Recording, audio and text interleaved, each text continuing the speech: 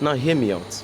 Because of Obinna, who is a tailor, you notice that when he makes dresses for his customers, he makes it, he uses neat finishing. In fact, he even sews it in a way that you will not see any stitch. Do you understand? All this type of inner stitching and interlocking stitching. And you, Nkechi, you want to be sewing for Obinna for your customers. Now, it's not a bad thing for you to, want to learn something that is very, very fine. Now, it might look so fine in your eyes, but do you also know that Obinna is withholding people's clothes for like up to 1 year or 2 years now? Now, why?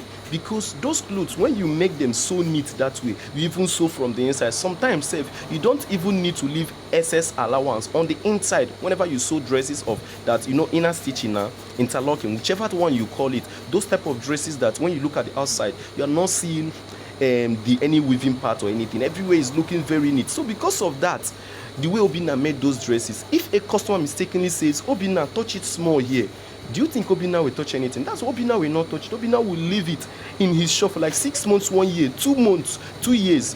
And those customers will be very angry. Sometimes they will take it from Obinna and come to you, Nkechi, telling you how their tailor is doing them. And you yourself will be part of those people bashing Obinna, but you still want to learn from Obinna.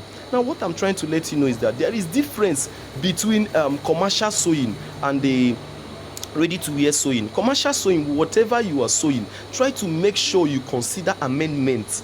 There is always amendments in future. In fact, even if the dress is looking perfect, I promise you, the customer might just feel like, oh, yeah, touch here.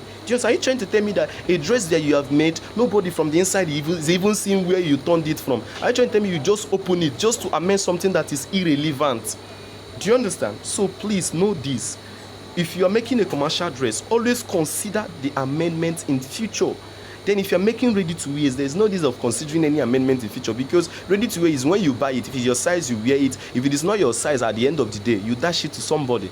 Do you understand? So if you want to learn more about fashion design and all this stuff, please make sure you follow us. And also, if you're interested in knowing how to draft very well, please, we have a book we call The Perfect Dress Cutting Guide. Do you understand? I authored this book. I want you to make sure, like, if you go on the internet, go on Google, search The Perfect Dress Cutting Guide, you will see the book. But in a situation whereby you need this particular book, it will teach you in details how to draft any type of dress.